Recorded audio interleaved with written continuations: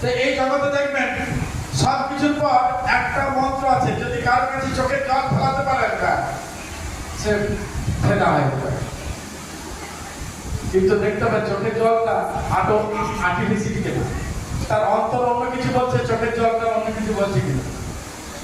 পঞ্চপাণ্ডবের ভীম যখন ভগবান শ্রীকৃষ্ণকে শিশুপাল অকথ্য ভাষায় গালাগালি করছেন, ভীম কথা নিয়ে উগ্র মেজাজে এড়ে উঠেছে, একদম খুঁটি পাটা করে দেবো। আর দুটা চোখ দিয়ে ছলছল করে জল পড়ছে, যুধিষ্ঠির হাঁ করে তাকে রইলেন যে ভীমের কি দশা। যেদিন দ্রৌপদী লাঞ্ছিত হয়েছিল, যেদিন এই কুলবধূর বস্ত্র হয়েছিলেন, সেদিন ভীমের চোখে এক ফোঁটা জল পড়ে না। আজ কৃষ্ণকে শিশুপাল গালাগালি দিচ্ছেন, ভীমের চোখে জল পড়ে। ভীম সহ্য করতে পারেনি।